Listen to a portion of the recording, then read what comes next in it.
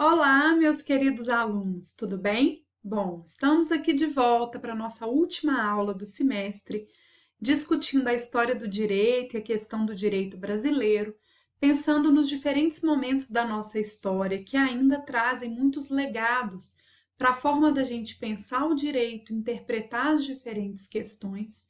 E por isso, hoje a gente vai falar de um momento muito importante da história do direito brasileiro, que é o momento da ditadura militar, que foi de 1964 a 1985. A gente tem vários presidentes diferentes, algumas características em comum, momentos diferentes de exercício desses governos, e por isso a gente vai tentar, de forma técnica, específica, de acordo com o que foi já estudado pela história, pelo direito, entender essa história. Sempre lembrando que as discussões que são feitas aqui são discussões críticas com embasamento científico e jurídico, porque hoje em dia muitas pessoas têm pensado essa história entendendo que têm o direito de interpretarem essa história diferente.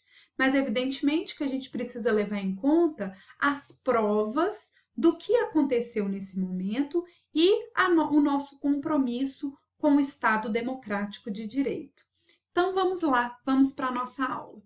Pensando especificamente sobre o período da ditadura militar, a gente vai ter esse período como um longo período que vai acontecer de 1964 a 1985. O período da ditadura militar, ele começa com a perda do poder por João Goulart, né, que sofre um golpe em 64, um golpe militar, e aí a gente tem instaurada essa ditadura militar. O contexto da época é de acirramento da Guerra Fria, e o Brasil já tinha se colocado do lado dos Estados Unidos, adotando uma ideologia capitalista, o que faz com que, tanto internamente quanto no âmbito internacional, o socialismo ou qualquer circunstância que se apresente como adepta ao que eles chamam de pensamento socialista, coloque as pessoas que defendam esse pensamento como inimigos do Estado. Por isso, esse é um período da história do direito brasileiro que não devemos nos orgulhar, porque é um período que incita medo, que provoca medo, raiva. Diante desse medo, dessa raiva, é um período de muita covardia, violência, tortura e inclusive mortes. A gente vai ter nesse período um fortalecimento do poder militar, que vão ser aqueles que vão exercer o poder, e a colocação dessa força como aquilo que legitima o exercício do poder, e não a escolha popular pelos seus representantes. Por causa disso, a gente vai perceber que esse período da ditadura militar, ele é um período de muitos excessos. Não existem heróis desse período, nem santos, como alguns querem acreditar, mas o que a gente tem são muitas pessoas que tinham ideais e que, por causa desses ideais, acabaram perdendo as suas vidas, né?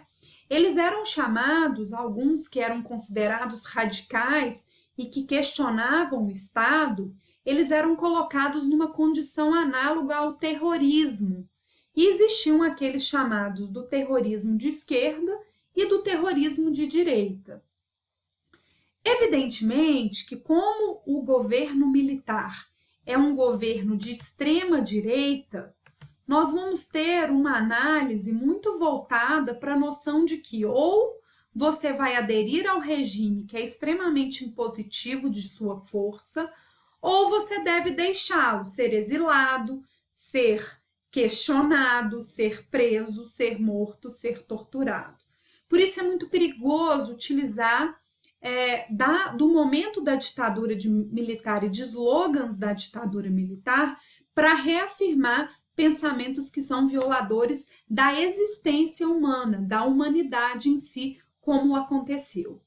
Em 1964, então, a gente tem o golpe civil-militar, que vai retirar João Goulart do poder, e o povo imediatamente perde o seu direito de eleger os seus presidentes. Então, o povo brasileiro perde o direito à eleição do presidente da República.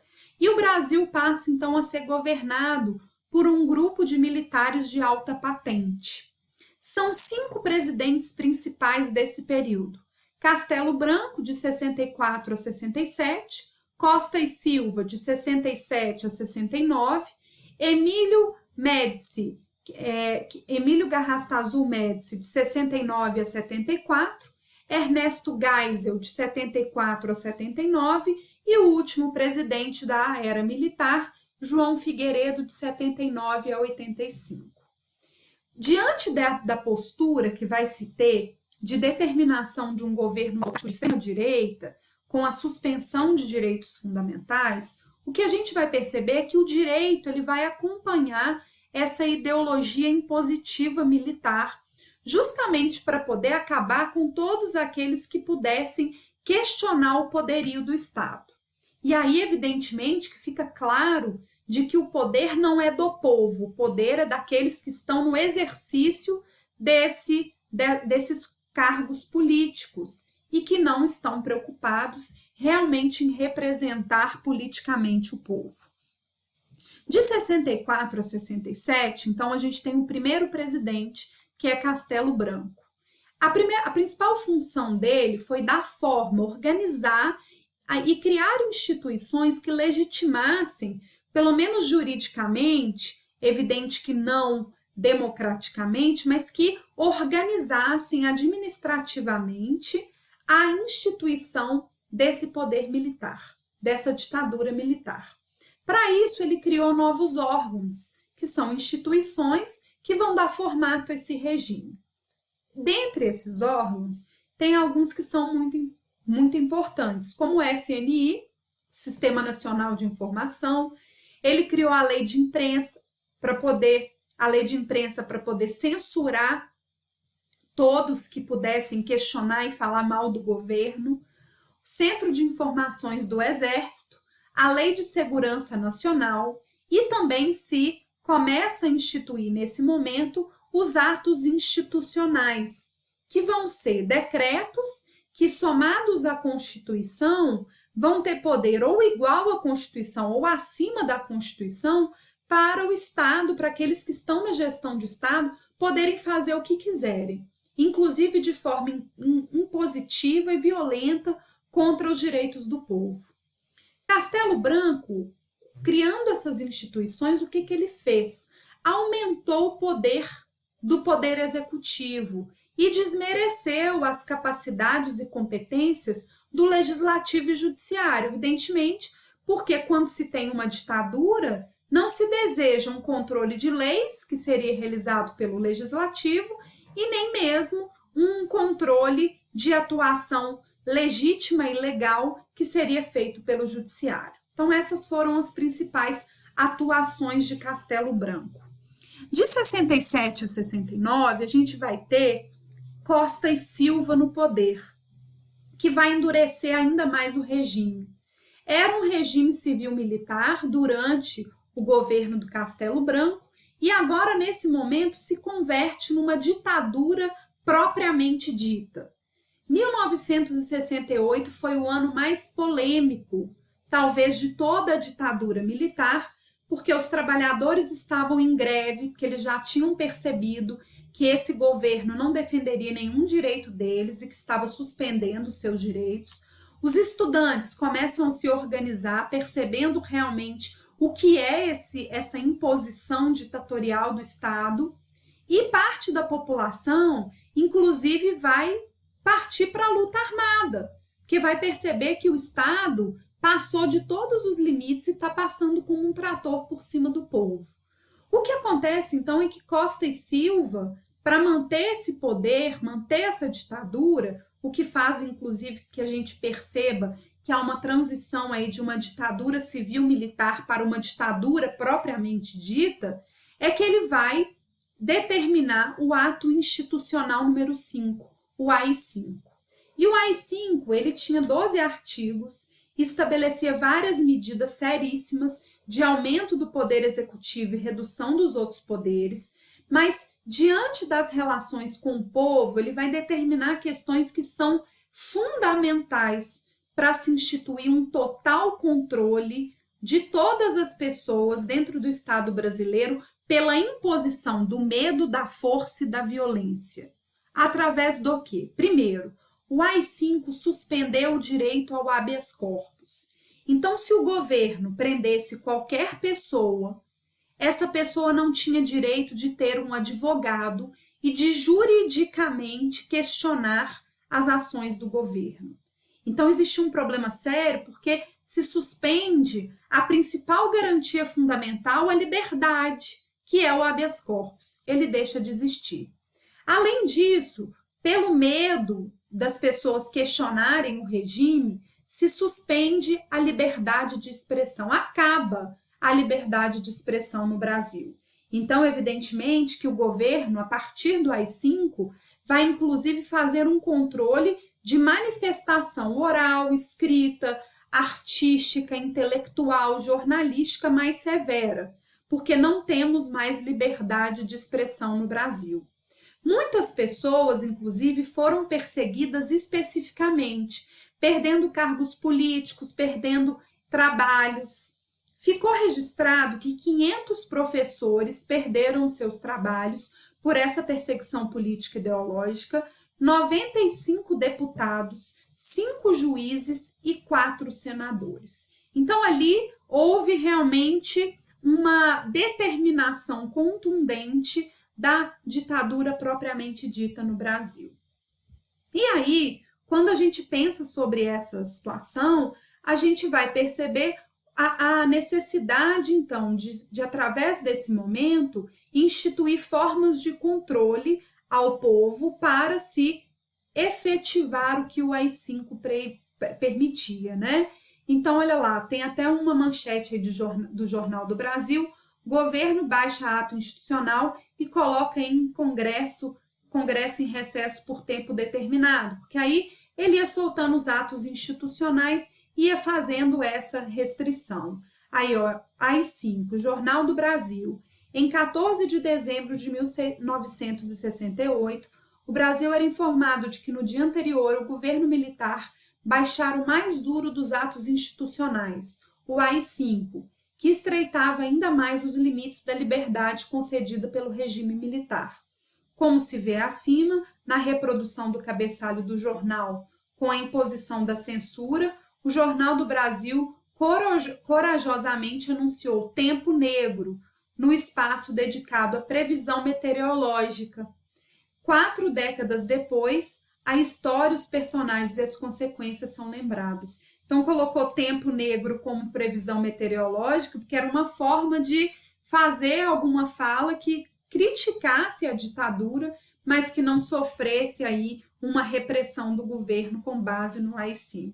E aí a gente vai perceber que nas artes, na cultura, tem várias manifestações que são escondidas, né? As pessoas usam de sua inteligência para poder esconder, justamente para evitar aí a perseguição política, intelectual, física e até mesmo a tortura, prisão e morte. O próximo governo, que foi de 69 a 74, foi do Emílio Garrastazu Médici. E esses anos foram considerados os anos de chumbo da ditadura militar. Por quê? Foi durante o governo dele que a gente teve o ápice da violência durante a ditadura. E foi no governo dele que foi criado o DOI, que era chamado de Destacamento de Operações de Informação. Era um grupo do governo que podia buscar, apreender, possivelmente torturar as pessoas, porque não tinha limite, prender e até matar quem fosse suspeito de questionar ou agir politicamente contra o regime. Muitas vezes a gente vê a sigla falada assim, DOI-CODE. Por quê? Porque o DOI, esse Destacamento de Operações de Informação, ele era parte do CODE, que era o Centro de Operações de Defesa Interna, por isso que é sempre DOI-CODE. E eram esses que verdadeiramente faziam a perseguição, prisão, tortura e assassinatos durante esse período de ditadura para reprimir qualquer pessoa que tivesse, por algum indício, alguma fala, manifestação ou atuação contra o governo. O que o Médici vai fazer é a criação de uma sistematização dessa perseguição, através da institucionalização desses dois órgãos, né? O CODE como esse centro e o DOI, que fazia parte do CODE para poder fazer essa perseguição. É provado, isso não é algo que não seja jurídico, científico e histórico, que durante a ditadura, e muitos a gente não sabe porque as pessoas desapareceram, mas tiveram registradas 6.016 denúncias de tortura, 434 mortes por repressão do Estado, 126 mortos, 126 militares mortos, porque também morreram durante essa atuação, e 5.000 indígenas mortos. Nessa situação toda, todos esses assassinatos e mortes são os que foram registrados, mas ainda na história do Brasil, muitos são dados como desaparecidos, e muitas mortes foram registradas como mortes que não eram oriundas desse regime. Existia muito registro de mortes por suicídio, já que as pessoas eram presas, eram mortas durante a tortura e depois se justificava para a família que a pessoa tinha suicidado, sendo que existem várias fotos e provas que fazem a gente questionar essas informações. Após esse período, a gente vai ter Ernesto Geisel, que vai atuar aí de 74 a 79. O objetivo do governo Geisel era fazer uma espécie de abertura política, mas que fosse uma abertura política lenta, gradual e segura, para não se perder o poder aí colocado dentro do Estado. A primeira coisa que ele faz para instituir essa abertura lenta, é demitir alguns chefes da repressão, que eram muito radicais. Mas parte do governo continua sendo extremamente contra. Então, em alguns momentos se liberava um pouco, em outros momentos a repressão era muito forte, era um conflito constante entre abertura e repressão. Foi durante esse período que aconteceu um famoso caso da morte do jornalista Vladimir Herzog, que era diretor de jornalismo da TV Cultura, que apareceu morto em 1975, depois de ser detido pelo DOI-CODE, e aí essa foto foi tirada dele morto, dizendo que ele tinha suicidado. Mas pela foto, muitos questionam a justificativa desse suicídio, porque como dá para ver na foto, como que uma pessoa se suicida por enforcamento se ele conseguiria ficar em pé e evitar essa morte? Fora isso, no seu corpo existiam várias marcas de tortura que faziam com que se pensasse que essa justificativa dessa morte, ela não era uma justificativa correta.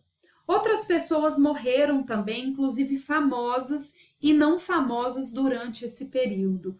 Houve a morte do Manuel, que era um operário da fábrica, e se começou a questionar a morte, inclusive, de pessoas comuns, como o Manuel, que morreu, e começou a ter investigação da morte dele, já que se identificava que ele tinha morrido por causas que não se sabia, mas ele tinha sido preso também pelo DOI-CODE, porque começou a questionar a violação dos seus direitos.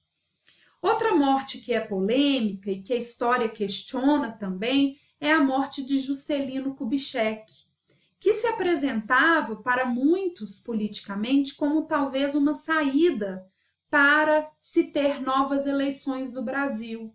E Juscelino acabou morrendo num desastre de carro que não ficou muito bem explicado na história, e há pouco tempo começou a se perceber que parece que se comprovou que houve boicote ao carro de Juscelino, que levou ele à morte. Outro que morreu durante também o mesmo ano da morte de Juscelino foi João Goulart. Morreu por envenenamento. E aí as pessoas começaram a questionar, evidentemente pensando que havia alguma ação do governo para a morte de João Goulart. Morreu também nesse período Carlos Lacerda, Carlos Lacerda, aquele que a gente falou, que se apresentava aí de forma a questionar os governos anteriores e foi um apoiador inicialmente da ditadura militar, mas ele era jornalista e, como discursava muito e falava muito, começaram a entender ele como um inimigo de Estado. Ele morreu, de acordo com o atestado de óbito, de uma infecção hospitalar, mas também não se explicou muito sobre sua morte, não tem muita documentação sobre essa morte. Então, se questiona também essa morte. Vários outros morreram, foram torturados, ainda viveram para contar suas histórias, mas eu mencionei esses casos que são casos paradigmáticos aí nessa questão. Existiam eleições durante a ditadura, professora? Existia, mas as eleições elas eram só para cargos do legislativo. Então dava para eleger vereador, deputado e senador. Os partidos que disputavam eleição era a Arena, que era do governo, e o MDB, que era da oposição. O que começou a acontecer foi que as pessoas, para poder se manifestarem contra o governo, começaram a fortalecer o partido da oposição. E aí o governo começou a tomar medidas, criando leis que pudessem limitar as pessoas a conhecerem os candidatos da oposição para continuarem votando nos candidatos da Arena. Entre elas, a Lei Falcão, que dizia que os candidatos não podiam mais apresentar suas propostas, que eles só seriam apresentados pelo nome, pelo partido, mas sem poder debater suas propostas políticas. Assim, só quem fosse conhecido conseguiria voto. E houve também o chamado pacotes de abril, que em abril eles fecharam a Câmara dos Deputados e determinaram que 1/3 dos senadores seria eleito por um colégio eleitoral, composto por pessoas do próprio governo. E ainda determinaram que o presidente da República ia passar a ter um mandato de 6 anos, aumentando aí o prazo do mandato do presidente. Diante de todas essas mudanças, e aí eu vou, depois disso, falar com vocês das características constitucionais, mas o último governo do regime ditatorial foi João Figueiredo. Ele exerceu o seu cargo de 1979 a 1985. O que é marcante do seu governo é que ele determina uma lei de anistia. Só que a lei de anistia de Figueiredo era uma lei de anistia restrita. Quem que era anistiado? O que é ser anistiado, professora? Perdoado pelos seus crimes. Quem podia ser perdoado pelos crimes seriam os chamados criminosos políticos, que foram perdoados, aqueles que em algum momento agiram contra o governo, os agentes de Estado, os torturadores que mataram e através do nome do exercício desse poder militar, fizeram esses atos de violação à vida e aos direitos das pessoas, também foram perdoados, mas tinha uma exceção. A exceção era para os chamados terroristas de sangue. Aqueles vistos como grandes inimigos políticos do governo não seriam perdoados. E, inclusive, se mantinha essa perseguição, inclusive a vida deles, a liberdade de expressão, porque eles eram vistos como atentatórios à segurança de Estado. Isso foi evoluindo em 1980. A gente tem o movimento das diretas já, o povo vai às ruas e começa a pedir a volta da eleição para presidente. Esse pedido foi negado, mas o movimento das diretas já se tornou um símbolo para a percepção da necessidade de instituição novamente de um regime democrático no Brasil, de mudanças constitucionais e do estabelecimento dessas relações democráticas.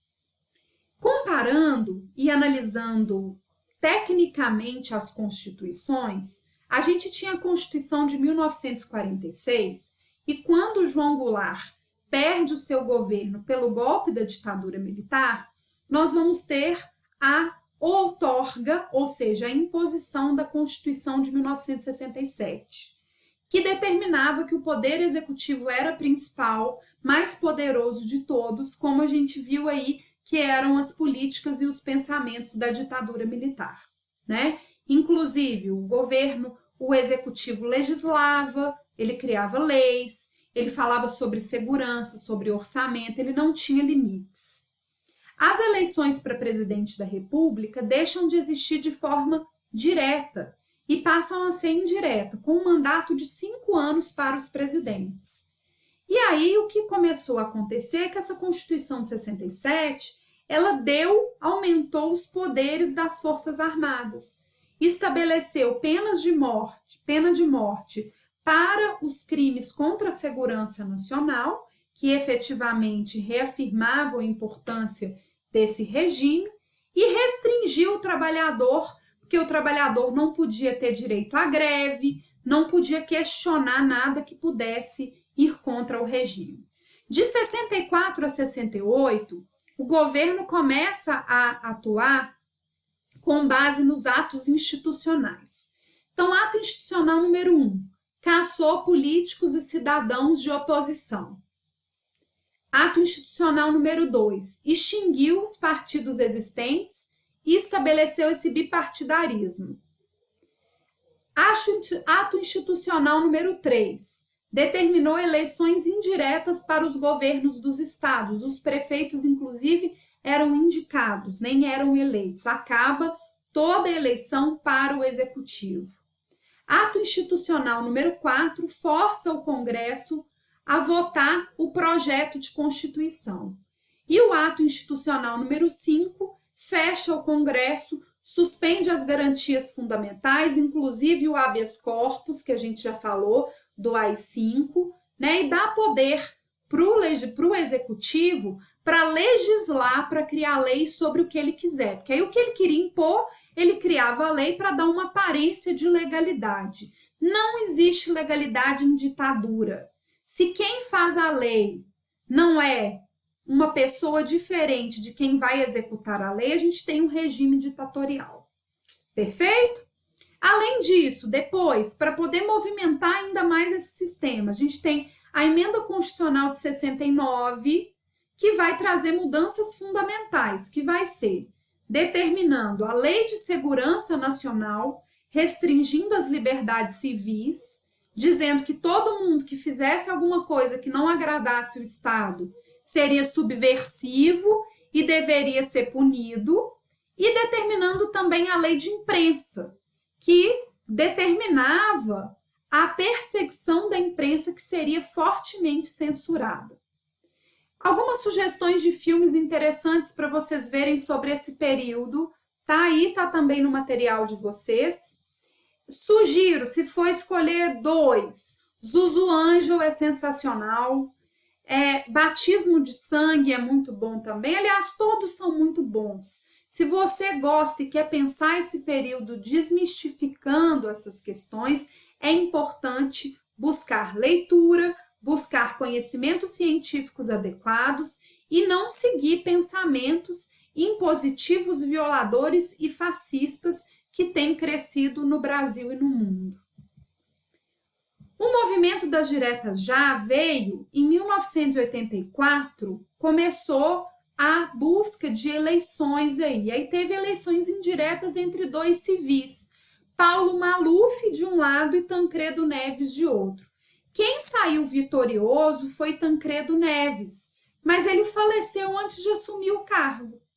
E aí a gente tem um retorno à democracia com o início de um governo de eleições que foram indiretas, sendo que o primeiro presidente do Brasil foi, então, o José Sarney, que era aí o vice do Tancredo Neves. De 1985 a 1990, a gente vai ter o primeiro governo civil após a ditadura militar. E esse governo do Sarney vai convocar, então, uma Assembleia Constituinte em 1987 para elaborar a Constituição Cidadã, a Constituição Democrática, que vai ser promulgada em 5 de outubro de 1988. No dia 1º de fevereiro de 87, gente, foi então instalada essa Assembleia Nacional Constituinte, composta de 559 congressistas, 72 senadores e 487 deputados, que tinham sido eleitos no ano anterior. Ela foi presidida por Ulisses Guimarães, e por isso ele se tornou grande símbolo desse movimento da Constituinte, né, que era do Partido do Movimento Democrático Brasileiro, o PMDB. É interessante alguns assuntos que a gente escuta, né, ainda mais com as discussões atuais. Na época, perguntaram para Ulisses Guimarães assim: senhor Ulisses, essa história de forças armadas realmente é perigosa? Será que forças armadas realmente é uma coisa ruim? Ele fala assim, mais ou menos. Forças armadas só tem um problema. O primeiro problema é que é forças, o segundo problema é que é armada.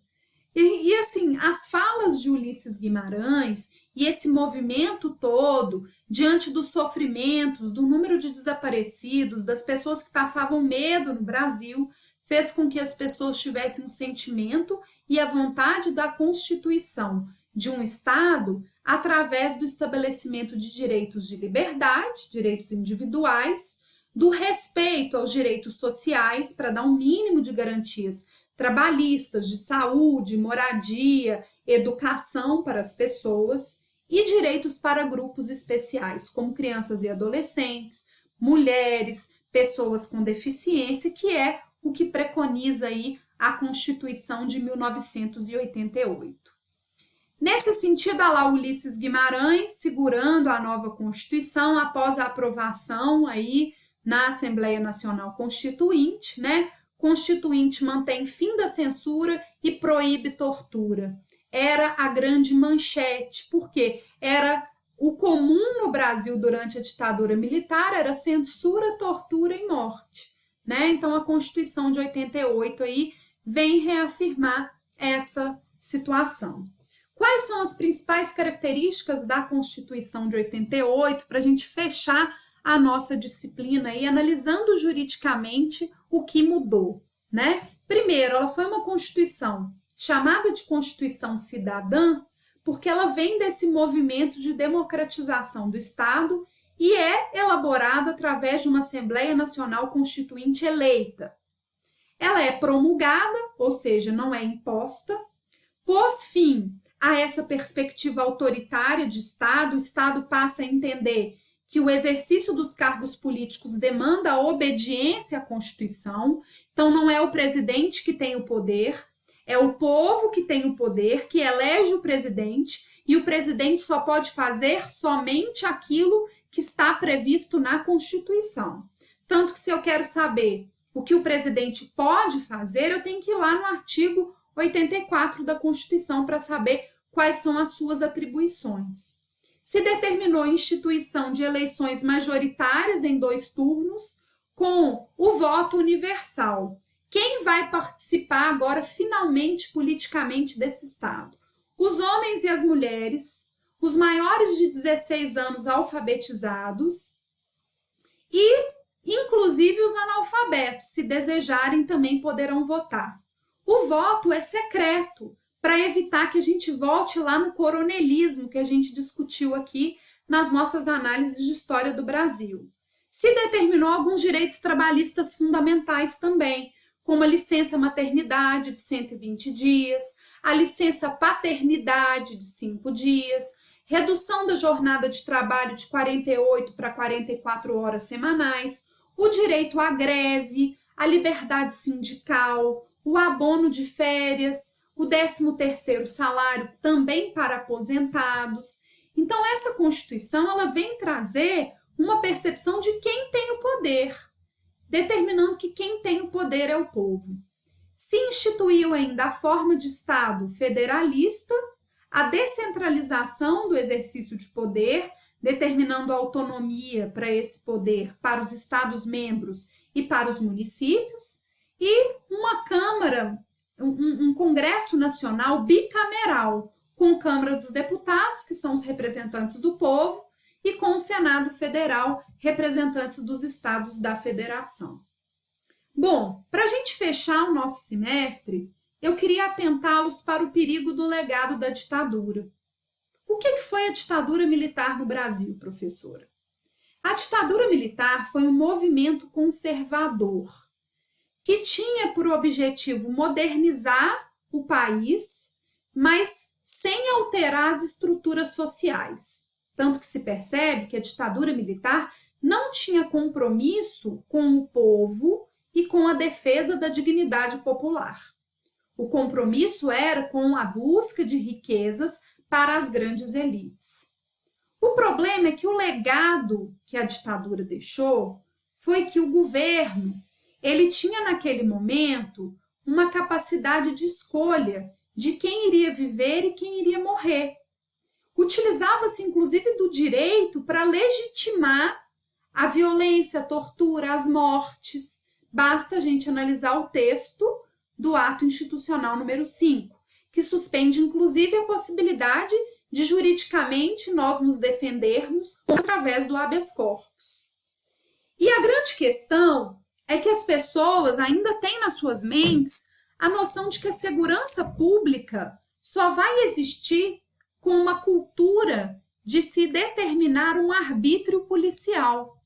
Com a noção de que eu só tenho segurança pública se eu fortalecer o Estado e se eu permitir ao Estado abusar da sua força. Além disso, como legado dessa ditadura, a gente tem uma noção de muito intervencionismo econômico, mas não para proteger o povo, mas para proteger as elites, que era o grande pensamento da ditadura. As pessoas falam, mas a ditadura melhorou economicamente o Estado. Será? No início da ditadura, a nossa dívida externa, em 1964, era de 3 bilhões de dólares. Em 1985, no final da ditadura, a dívida externa era de 90 bilhões de dólares. Professora, mas a ditadura não era corrupta? Será que a ditadura não era corrupta se aqueles que exercem poder podem matar as pessoas, torturar, sumir com elas? Será que eles não utilizaram esse poder também para ter ganhos financeiros? Isso talvez se demonstre pelo aumento aí da dívida externa. A inflação aumentou. Em 1964, era de 92,1%. Em 85, era de 224%. O produto interno bruto oscilou, aumentou, diminuiu, aumentou e diminuiu, mas nada que fosse considerável para que a gente percebesse uma justificativa de que o sistema ditatorial é o mais adequado para se ter ganhos econômicos capitalistas. Até porque, né, gente, convenhamos, nós, estudantes de direito dedicados a uma análise de Estado democrático de direito, jamais justificaríamos uma violação do povo, uma violação da dignidade, de vidas e da nossa própria liberdade em função de ganhos econômicos. E o povo, melhorou a situação do povo, professora, pelo menos? O que vocês acham? Se o povo não podia se manifestar, se ele não tinha direito de greve, os sindicatos foram transformados em instituições ilegais. O que a gente tem nesse período, sim, é uma urbanização das relações e tinha mais emprego em quantidade, mas menos em qualidade. Empregos que eram colocados para explorar as pessoas sem direitos, porque não existiam direitos trabalhistas que podiam ser reivindicados. E a segurança pública, muitas pessoas que eram parte da elite ou da classe média achavam que a segurança pública era boa. Por quê? Porque eles não se manifestavam contra o regime e porque o regime protegia as elites. Mas o povo em si, as pessoas mais pobres, elas viviam de forma cotidiana essa violência e a não proteção. Por quê? Cada vez mais a ditadura militar fez com que houvesse uma concentração de renda nas mãos das grandes elites. Bom, eu gostaria de agradecer a vocês pelo semestre, pelas discussões que a gente fez aqui. Espero ter contribuído para as reflexões históricas que são extremamente necessárias na percepção do Estado democrático de direito e de quais foram os percursos que a gente percorreu para chegar até aqui. Bons estudos, boa carreira, muito sucesso. Um beijo Muito obrigada.